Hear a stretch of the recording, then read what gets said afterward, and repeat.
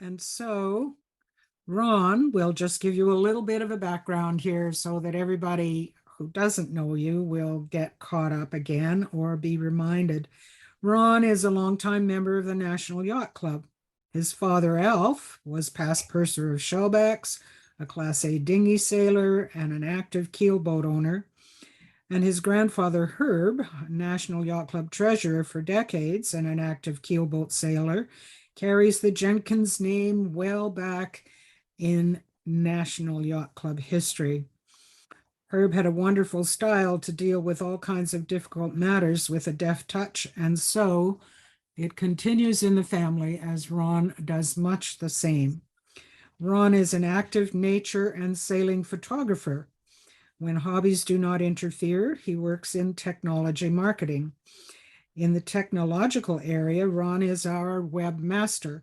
He weekly records the sessions and uploads them to our web, in addition to loading our schedule and many other pertinent information. In photography, since COVID began, he daily posts an interesting little puzzle of a picture on his Facebook page and expects people to guess what it is. It's sometimes very hard to do. Some of you may have looked at them. He's an active participant in Waterfront for All, a coalition of groups protecting Toronto's waterfront. And Ron's topic today is the old sailing books inherited from Clark Foster's father, I believe. And today, as I said, it's his 11th time speaking at Shellbacks. So please give Ron a warm Shellback welcome. Thank you, Ron. The stage is yours, or the screen is yours. Okay. Well, thank you all for coming today.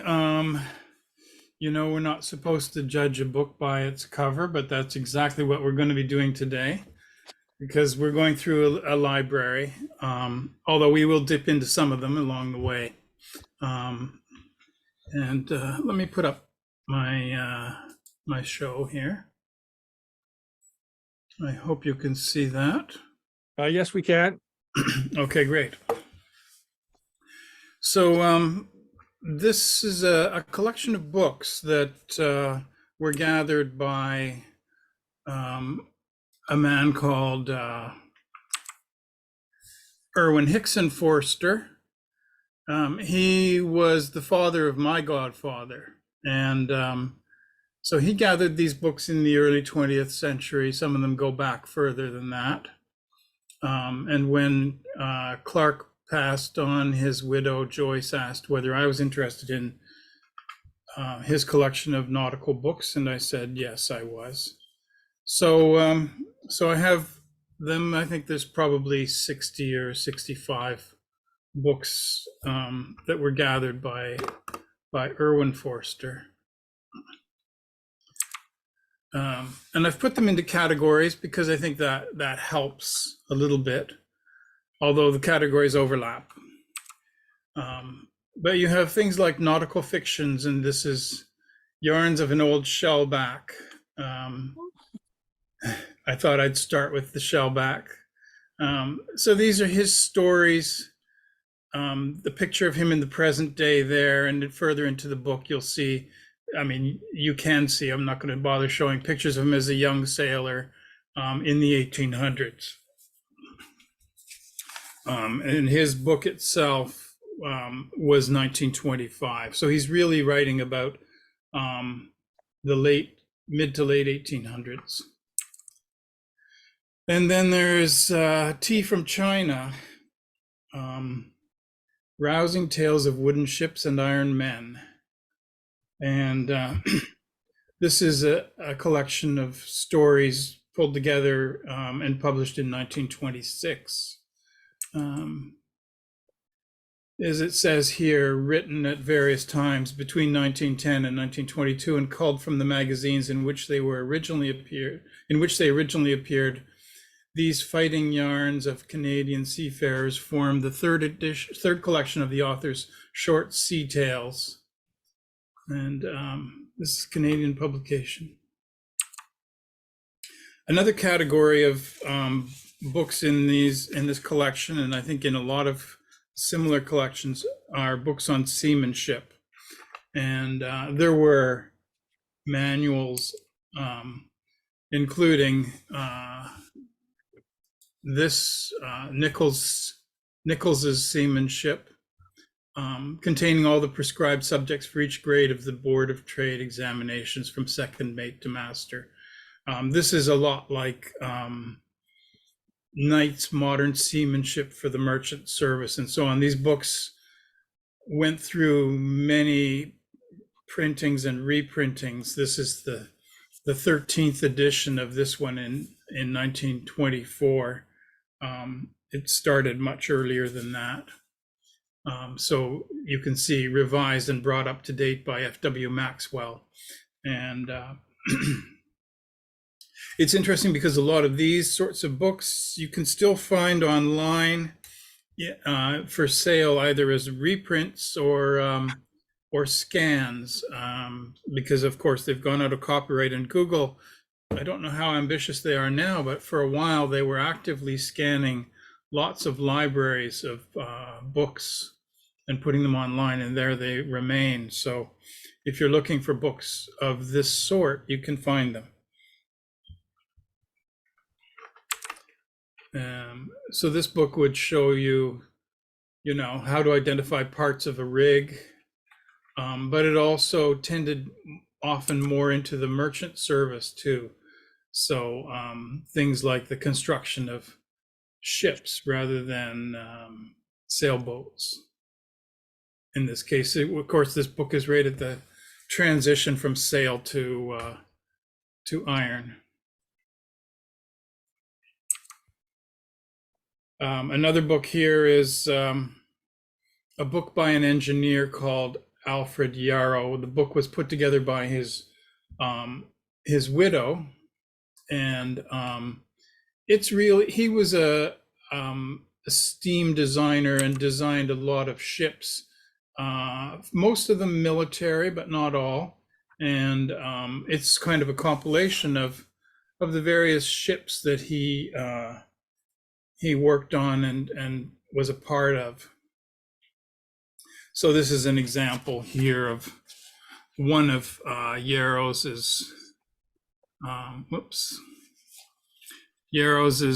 constructions. This was a ship on Lake Victoria, and I guess it's a little hard to read, but the orientation, maybe I should have scanned it the other way.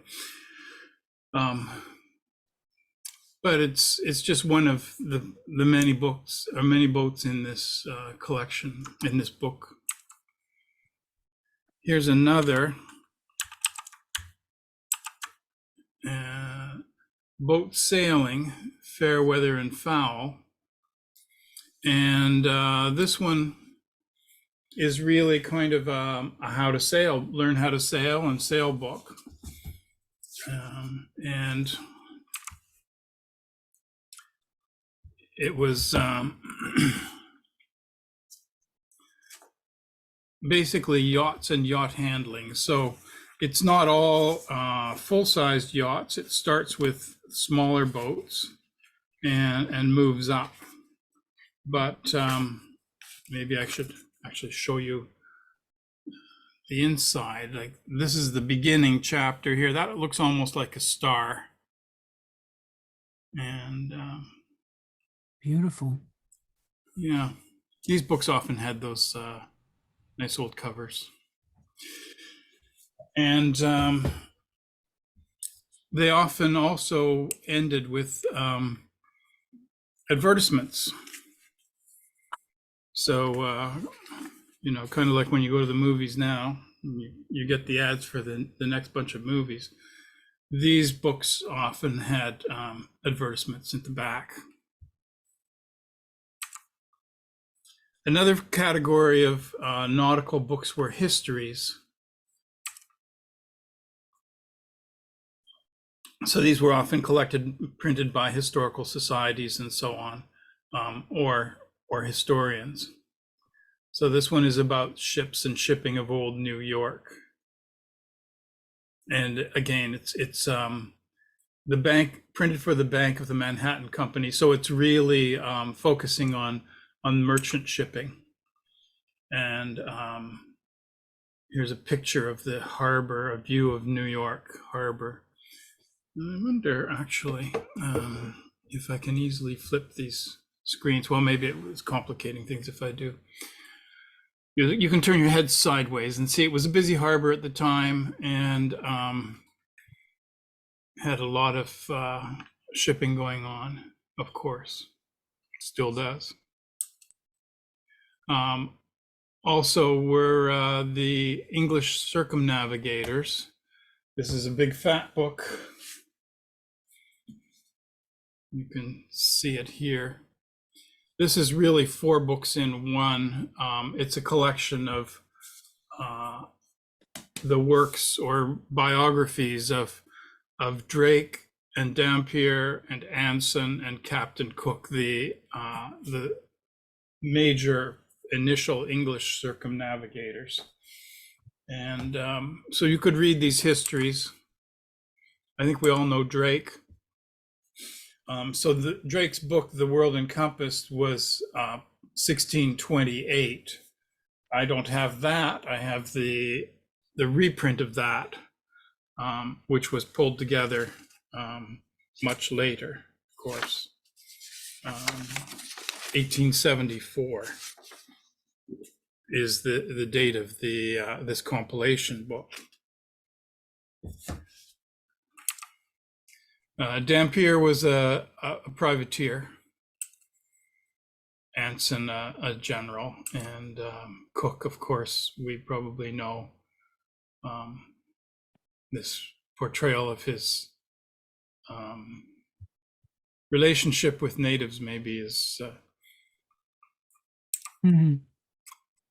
another aspect of these types of books were books of adventure in one sense or another. And when we think of these books, of course, we think about how the sea always has had that that attraction. And it goes into books like this, The Sea and the Jungle, talking about going on voyages. This is the paper dust jacket, the back of the dust jacket. So what a reader would have seen if they were contemplating getting this book. For whether or not you care anything about travel books, you like fun and adventure, you like excellent writing, you like pictures that live and move. If you ship along of Mr. Tomlinson and Captain Morgan, who had lived a life monotonous with adventure, you will explore the Madeira River and the tropical forests of the Amazon. The foliage will brush your rigging at times, so narrow is the way, and where you anchor at night, the jaguars will come to drink. Ooh.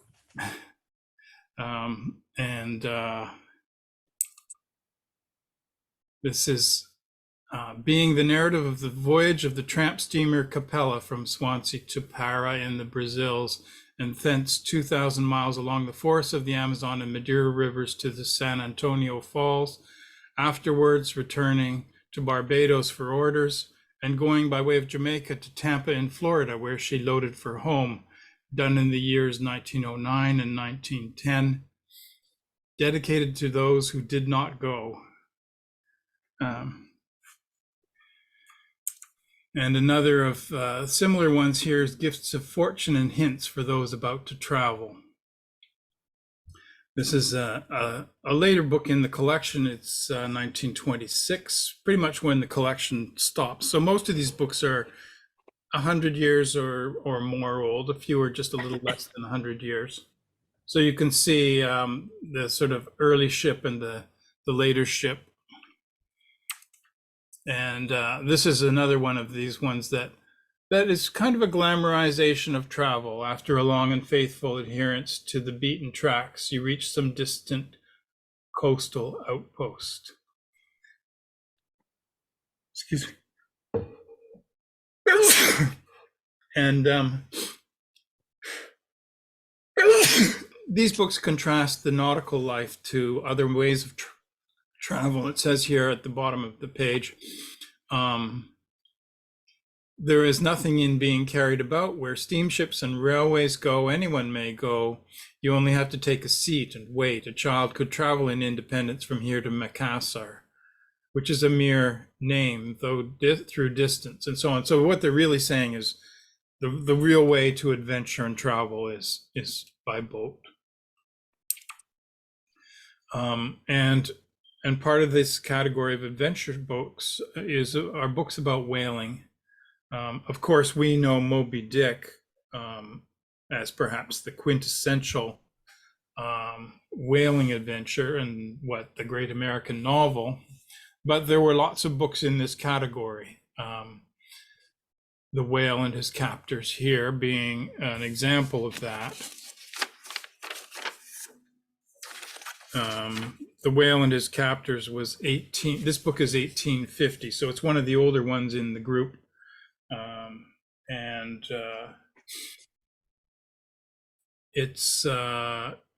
It's actually a minor source for Moby Dick. There are bits in Moby Dick that are identifiably parts of this book because 1851 it was recently published just before Moby Dick, but Melville did read this book.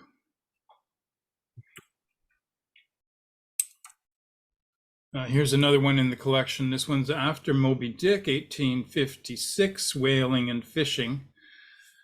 And here's a cut of lancing a sperm whale. So the whaling carried on through, of course, into the 20th century. Here's a 1926 book in the Forster collection. Looking back, it's retrospective. It's looking at various ships whaling past and present, present being, of course, the early 20th century. And an image there of an older whaling ship.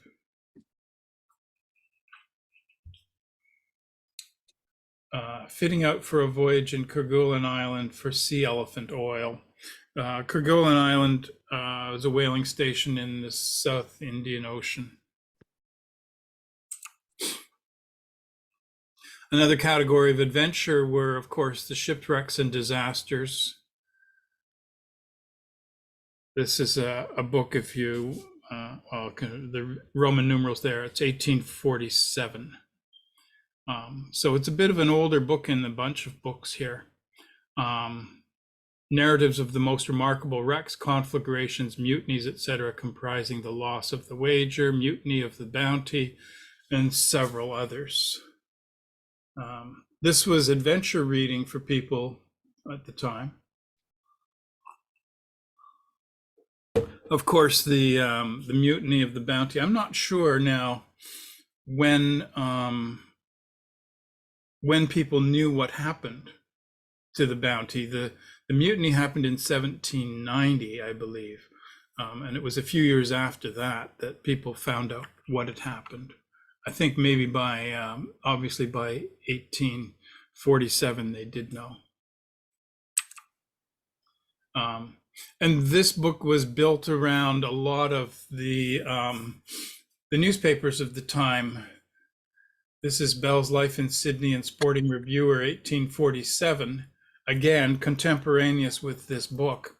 But it was a newspaper printing up about shipwrecks and disasters at sea.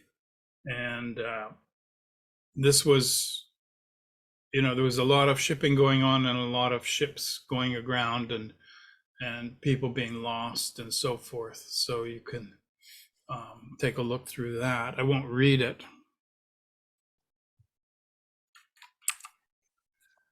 And then the battles of the British Navy. Now, a lot of the military histories, of course, are kind of in the category of adventure, but they are in some ways too a category unto their own. So the battles of the British Navy, this book is volume 2, 52. No, so it's a big fat book of battles. And it was one of a set of books. This is the only one I've got at the moment. There were other, before I leave the military, of course, there were books like this, if you can see that. Famous ships of the British Navy.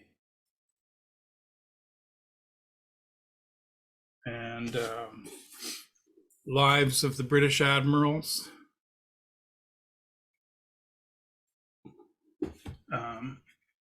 A later book, the Book of British Ships, and a couple of books here. The story of the HMS Victory, for example.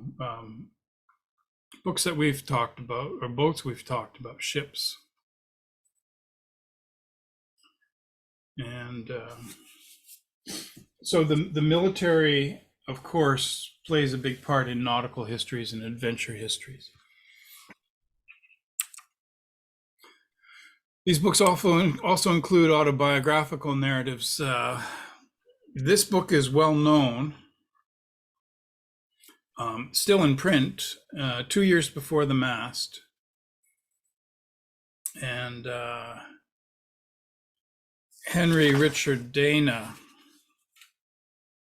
Richard Henry Dana, sorry. He lived from 1815 to 1882. He wrote this book in 1840. This collection of books has got two copies of two different copies of this book, and then I've got a paperback of it as well. It's a good read. It's actually pretty well written. It's the point of view, a personal narrative of his voyage on the ship around Cape Horn and up to California, where they unloaded their cargo and loaded on hides and so on. But a lot of it is about life aboard the ship. And in a way, it's an interesting contrast to what we see today as the merchant marine. And there were other books in the collection related to that, such as this, Opportunities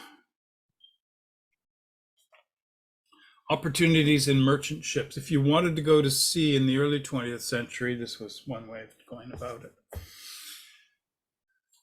This book is a nice copy. It's also an interesting connection between Richard Henry Dana and Herman Melville, remembering that this book was printed 11 years before Moby Dick. It says here the earliest surviving mention of what became Moby Dick is a letter Melville wrote to Richard Henry Dana Jr. on May 1st, 1850. About the whaling voyage, I am halfway in the work, and I'm very glad that your suggestion so jumps with mine. It will be a strange sort of book, though, I fear. Blubber is blubber, you know, though you may get oil out of it. The poetry runs as hard as sap from a frozen maple tree. And to cook the thing up, one must needs throw in a little fancy, which from the nature of the thing must be ungainly as the gambols of the whales themselves. Yet I mean to give the truth of the thing in spite of this. This is actually quite a pretty book. It's got some nice pictures in it. So of course you can see there's an adventure side to this as well. The man overboard, furling the foreroyal sail and so on, going aloft and so on.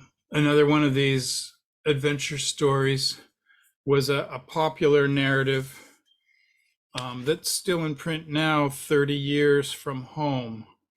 The experience of Samuel Leach, who was for 6 years in the British and American navies, was captured in the British frigate Macedonian, afterwards entered the American Navy and was taken in the United States brig Siren by the British ship Medway. You can see here, this is the 15th edition. Samuel Leach lived from 1798 to 1848.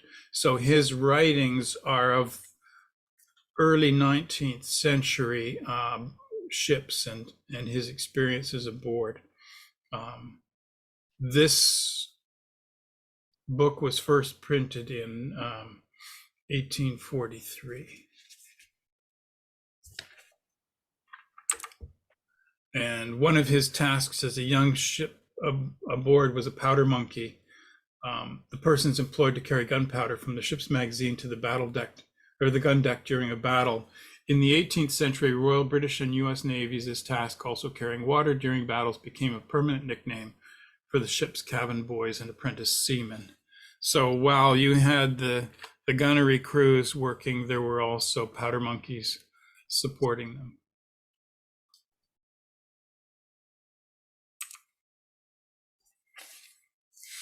A different sort of adventure is this, which is not a seafaring adventure, but an adventure, an inland adventure, the Canoe Aurora, a cruise from the Adirondacks to the Gulf.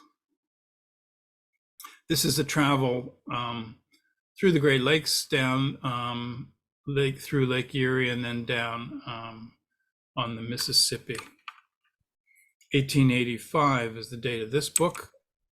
And the contents, I think, are kind of interesting. You get a little bit of a sense of what's in the book.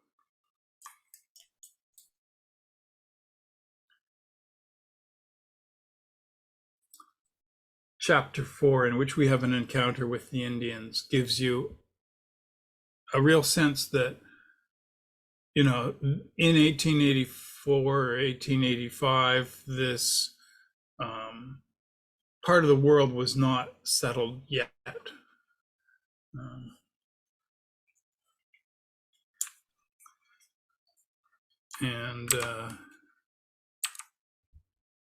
This is a little bit of the text of the book.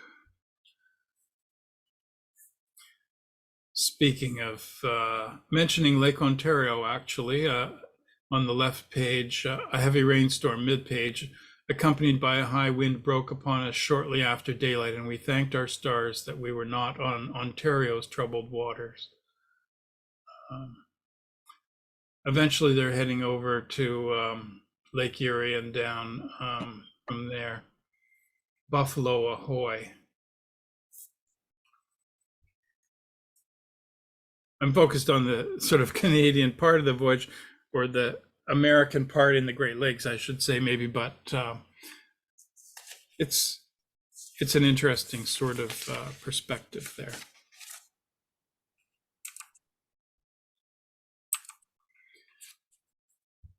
Also, you have guides and references, and the opportunities in merchant ships, which I showed you the cover of earlier. This one talks about it here, how to get to sea. If then you've decided you want to go, and that you want to go in a merchant ship instead of the Navy, there are a number of ways you can have a try at it. The old time-honored way is a good one. Hang around a dock, pick out a ship you like, find out where she is going, try a "stay, mister" to the mate, and ask him to sign you on as ordinary seaman if you are as old as 18, or of good size for your age at 17, and if younger, get him to take you as deck boy. This way of doing requires that you be in a town that is a port. Sometimes the hardest problem for a fellow who is bit by this zest for the sea is to get from his hometown to a port. The old time-honored way for that used to be to leave a note for the folks and slide out the bedroom window some moonlight night, jumping a freight train as it rattled through and landing in the seaport town with $1 and an appetite. I love it. So that's how to get to sea. And there are chapters in the book, things like why to go to sea and why not to go. And then what happens at sea and so on, shipping trades and routes, shipping companies, and so on. So it's actually a guide in a way, it's a manual, how to get to sea, and the shipping companies that you might contact and so on. So it's a guide.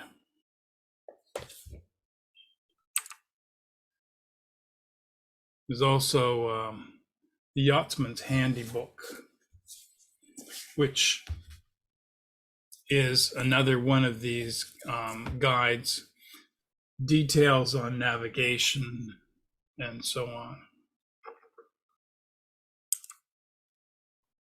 A book on lighthouses, and a descriptive and historical account of their mode of construction and organization. There's the Eddystone Lighthouse over on the left. And I guess probably it's protecting the one ship, but it doesn't seem to be doing a good job of protecting the other one.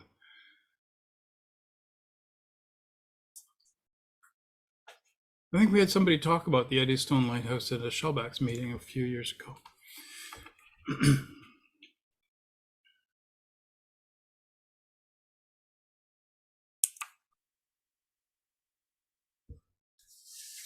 And the Romance of a Modern Liner. This is where we kind of wrap up with the ones I've taken scans of and so on. But this is taking us into the 20th century in some ways.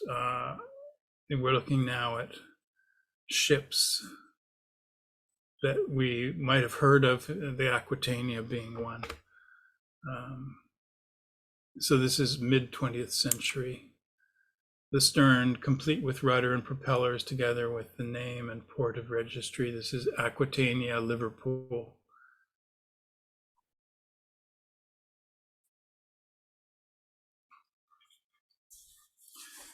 And the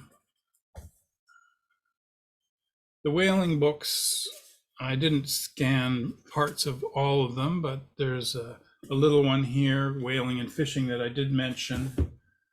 There's another one, The Whale Fishery, Its History and Perils. Whaling was, of course, one way to get to sea. 1845.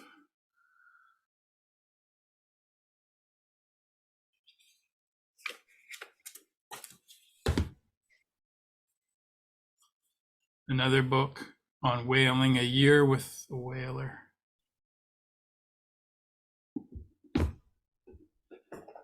And yet another whaling book,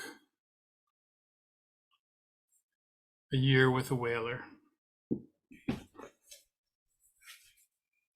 Actually, probably you're seeing me as a tiny little thumbnail as I show these books, aren't you? Just a second. That's the formal part. Let me stop sharing my screen,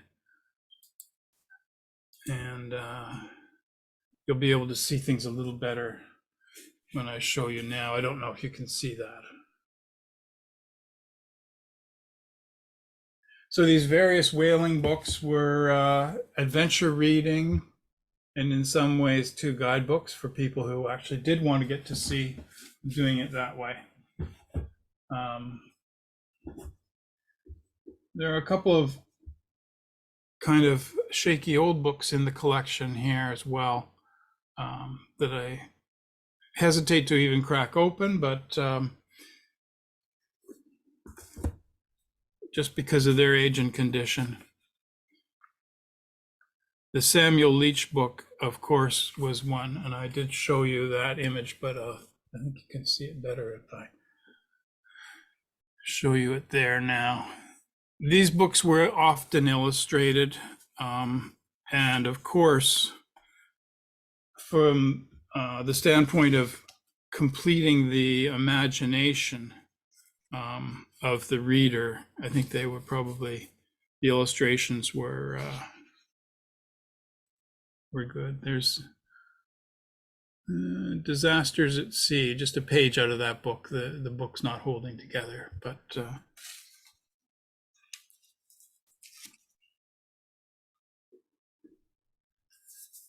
anyway, I'll wrap it up there. Any questions or comments? I'm sure that most of you have a few old books around, maybe some old nautical books as well.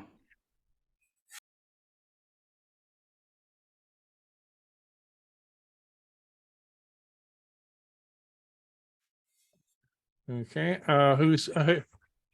So, how many books did you say you had, Ron, that you got in this collection? Well, there are about 75 in the collection, but I think about 60 are nautical books in one way or another. Okay. Uh, Jim, you got your virtual hand raised. Go ahead. Amazing. Thank you for this marvelous talk. And it really shows the history. And also, I remind everyone that whale oil lit our lamps, and whales were on the way out until oil in the ground was discovered, and also the technology of it all, besides the adventure. In conclusion, what will happen to these books? I think I mentioned to Rob Mazza that maybe they could go to the Marine Museum of the Great Lakes. Not that they're specific to the Great Lakes, but he was interested. He was interested in one on yacht design that I don't have in the slideshow here as well. That's where I think they might go. Good idea. Thank you.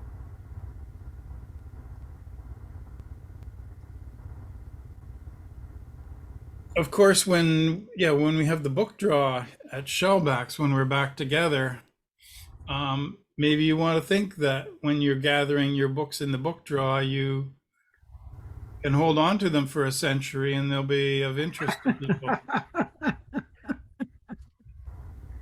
Or we can donate them to the museum. Yeah, I mean it's the case that some of these books, some of the adventure books, Richard Henry Dana and so on. I mean we've had books by Joshua Slocum and so on go through the book draw as well.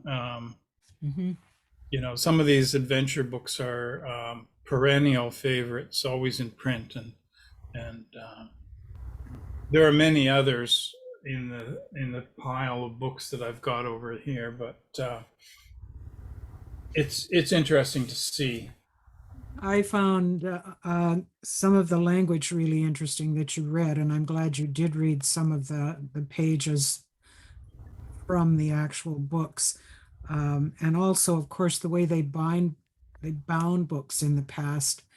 You very rarely see that kind of binding today. You can, it's very expensive. There was one book that the boat sailing fair weather and foul, I thought had a lovely cover from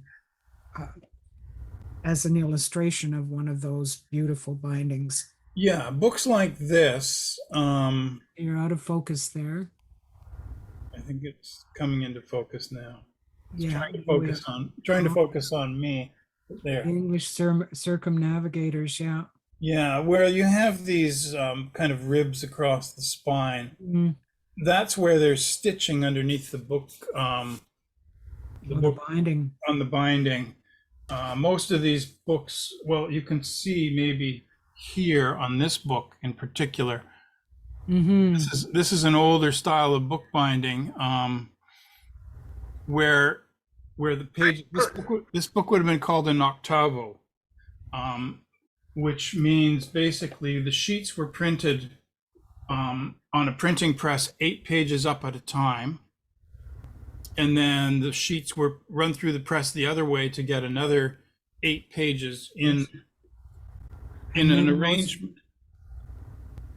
Sorry? And then they'd be folded and bounded and bound. They would be folded and then they would be stitched in gathers, called gathers. And of course, if you take a sheet of paper and you fold it up to make 8 faces and then you number it, you'll find that some of them are upside down and some of them are right side up. The order is actually quite interesting. And once you fold it up, then they're in the correct order because you've laid it out that way. You put them into gathers and you stitch the gathers together. So you would see stitching through the gutter of the books, and then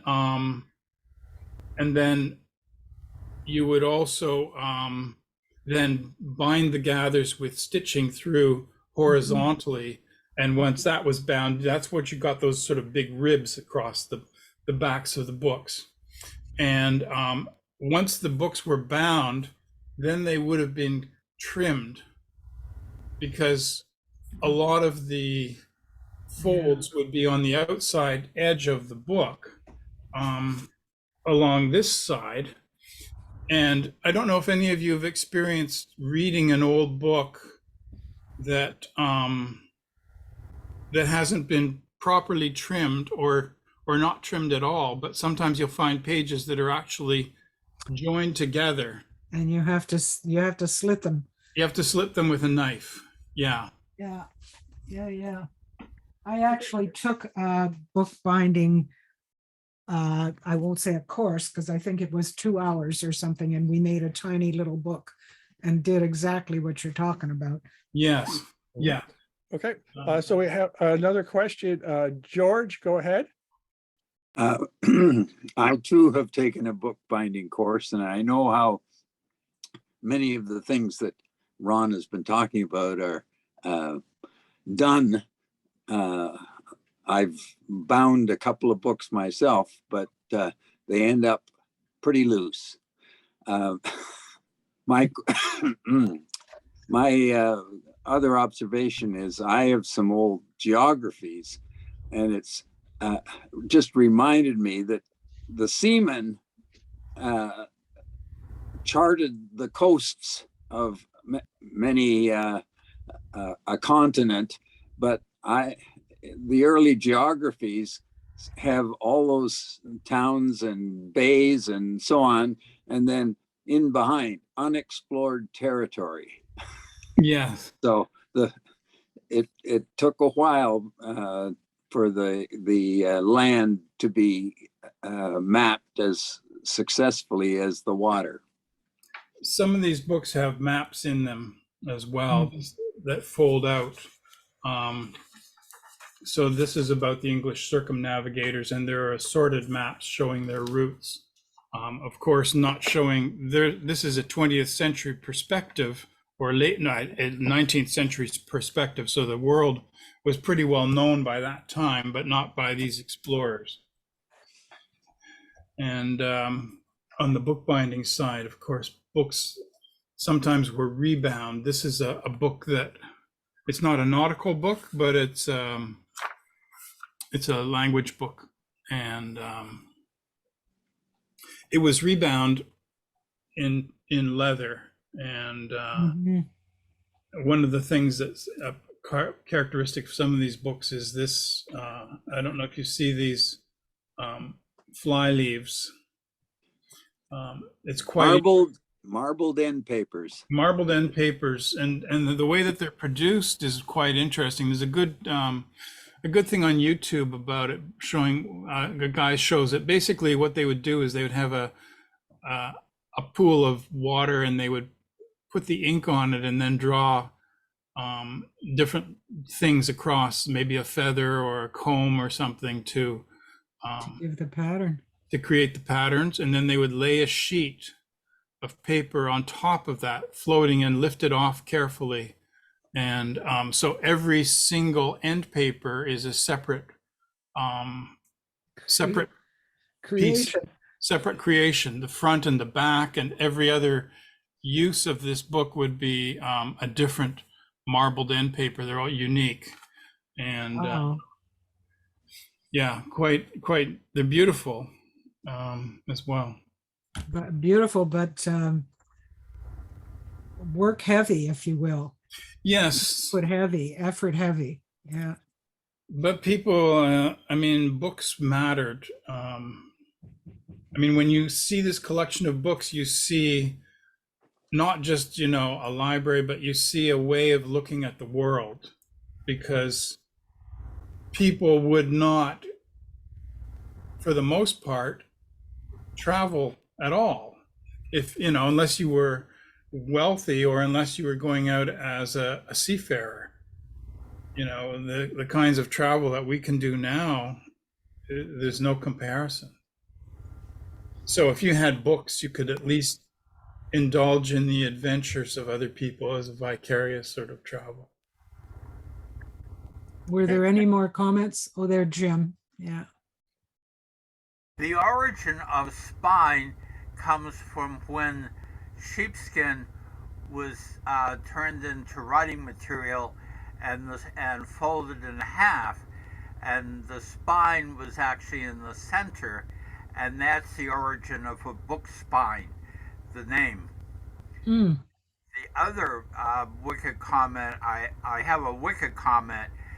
I have occasionally gone to the University of Toronto bookstore, and the textbooks are almost all online now, and you can't go and browse computer or math books as I do to see what's new. And the evolution of technology has really hit the book industry, and the journal sections in the library have all been turned into they still collect the hard copy journals, but there's now a huge room of computer terminals for the students to get books and journals online. It's amazing. Yeah. And there was a period too, actually, say from, I think around 1820 until mid 20th century, when books were printed on paper pulp. Yes.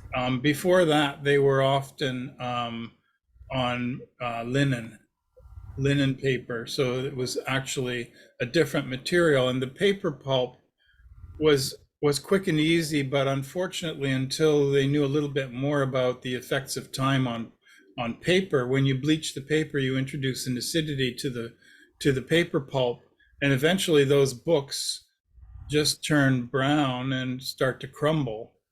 And Yes. And of course, later books, the paperback pulp books in the 20th century weren't stitched at all. They used glue that would harden and crack. So, so there's a whole period of bookbinding where the books are compromised by the paper that was used and the binding techniques. Wow. For the past 2 years, I've been making my own sketchbooks because I don't like the paper that's in sketchbooks you buy. So this is a sketchbook, lots of sketches in it, but it's a fake binding because I stapled the pages in eights, and then I threaded the tape through the staples and put the end papers on to hold it together. Can you show us that again? Well, you can see that Yeah. it's okay, Yeah. but inside it is stapled. So you can see the staples, Oh, yes. but then I taped through the staples and then added the end papers. This is for a sketchbook challenge that I enter every year. And then one of my old shirts is the cover. Uh-huh. Well, that will hold up better than most books. Yes. That's awesome. That's really awesome. Well, this Yeah. is an art gallery called Articulations out in the Junction, and every March they have a March challenge, one sketch a day for 31 days, and then you submit your sketchbook and they display them for the month of April. Where do they do this? It's an art store and gallery near Kiel on Dundas West. You need to send me that information. I would Okay. love to go and see that. Love to, and I'll share it with everybody if you're interested. Okay. Yeah, no, please do. Please do. One of the things, Ron, that I really liked was that page you read about how to go to sea. Mhm. Several things came to mind there. One, I don't think I've ever seen anything in modern day about that kind of thing. But the second thing is how young the boys were, and how parents today would not want their young boys just going down to a dock and saying, "Hey, sir, I'd like to go to sea." That was advice in this book in 1919. So that was just about 100 years ago. What's it called? Opportunities. Yes. Yeah. Yeah, it was a beautiful page, and again, really written in a way to draw the reader in. You know, to have that young boy of 16 who is chafing at the bit at home and wanting to get out. And how am I going to do that? And that gave clear direction about how to do it. Hmm. Oh, Yeah, the whole, George, you're muted there. Unmute yourself. So what are you saying, Ron? the whole first chapter is really a discussion about, how you might go to sea if you're 16 or if you're 20 or if you're 25, Oh, okay. If, are there any more people with questions or comments? Please raise your virtual hand. I was just going to say that people who were 12 and were maybe the 10th son of a very poor person would be encouraged to go down to the dock and sign on. You're probably right, George. You're probably right. Wow. I mean, there's no discussion here about passports or, anything like that. No, Okay. no. Okay, we have Jim's raised his hand. Go ahead, Jim. That's the way to run away when you're disadvantaged before in those days before the distractions we have now. I remind people that you can join the library and download books to read, which is Yes, yeah. the I sent out that, technology. yeah, I sent out that thing on Hoopla. And my understanding about Hoopla is that you can borrow books from just about any library, and that it's worldwide. So, Mhm. You can also download movies and also project them onto your TV screen. mm-hmm, mm-hmm. A Amazing. number of these books too are available in Project Gutenberg. I don't know if anybody is familiar with Project. Oh, yes. So anything that's sort of significant interest and is out of copyright can often end up there. I So will send out the link to that, Ron. yeah, and if you are using Project Gutenberg, there are different Project Gutenbergs, and if you don't find it in one, you might find it in another. It relates to copyright. So the Project Gutenberg for Canada might not have things that are in another Project Gutenberg because copyright in Canada hasn't expired, but it's available in some other jurisdiction. Okay, so have you any idea how many books? how many sites there might be? I'm not sure. I start at projectgutenberg.org. Okay. I'll see if I can find them, and I will include that in my next missive. Yeah. And I've gone there before, and they've got an amazing selection. Yeah. And there are sometimes two audiobooks that are freelance or open what am I calling them? Open source. Open source, but public domain public domain readings. So if you, we're getting a little bit maybe away from these books, but if you wanted, for example, Jane Austen, there would be audiobook recordings of Jane Austen that are public domain readings done by individuals who work together to read these books. I mean, there are some really good audiobooks read by professional actors as well. But Yeah, Charles used to do audio reading for the CNIB. mhm. And as a former actor in England, he did it exceptionally well. Yeah. I agree. I think one audio book that I read was Gulliver's Travels, and it was read by a professional actor in England. And it was really the first time that I fully understood the book because it was so well read. All right. Every now and again, this damn cough comes back from COVID. Yeah, I have I've got a good audiobook read. I've got some good audiobook readings of Samuel Beckett and also I've got a good audiobook reading of Middlemarch where the reader, I can't remember her name now, but she shifts her voice to different characters, you know. And that's really effective in an audiobook reading. Are there any more other people? Please raise your virtual hand. Sherry's trying to get on here. Sherry's trying to get on there. Sherry? Hi, can you hear me? Yeah. Yep. Yes, because of my eyesight, about 2 years ago, I discovered that I really, and I'm an avid Toronto Public Library, and I started doing audiobooks from the library, and it is just absolutely phenomenal. It just saves my life. The audiobooks from the library are wonderful, and they are read by the most, they're incredibly professional.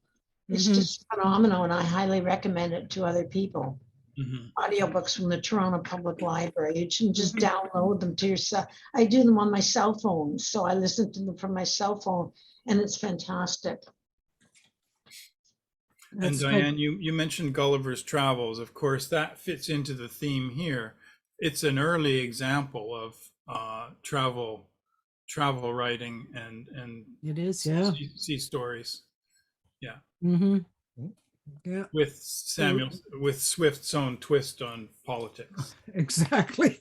Exactly. Are there any other people who want to speak? Please raise your virtual hand. Yes, I just point out that Please raise your virtual hand. I did. No, I thought. no. Okay, I will. Okay, go ahead. But please, in future, everybody, so we can make sure you get you in order, raise your virtual hand. Okay, I There just we are. point out that those audiobooks as well as the text versions are available on Libby, Libby, which is part of the Toronto Public Library. And if you have a Toronto Public Library card, you can download the app Libby and have access to hundreds and hundreds of audiobooks and thousands of textbooks. Yeah, absolutely. There's also LibriVox, which is a website of public domain audiobook readings. It's not connected to any libraries, but it's just there. The Toronto Library, of course, has to pay to acquire an audiobook or a virtual book, and so you often have to wait for top books that are popular. I'm currently on a wait list that's expected to be 19 weeks for a book that's online. Well, the woman who just won the Nobel Prize for Literature, many of her books were published a long time ago, and the Toronto Public Library has 5 or 6 copies with 300 people waiting for. So, yeah, that does happen. And they don't have necessarily the copies until somebody like, and I can't remember her name now, Miller, I think her name is, but no, it's not. She's from France in any event. Very good women's books. And if you're interested in that, let me know and I'll send you the information because I've ordered a lot of books. Is that a yes, Sherry? You would like them? Yeah, she's emphatic on this. Okay. Okay, everybody. Ron, thank you so much. That was fascinating, absolutely fascinating. Really, really, really enjoyed it. And the discussion afterwards and the interest afterwards was excellent as well. Well, for those of us who like poking around other people's bookshelves, that's kind of. Yeah, exactly. So just a reminder then.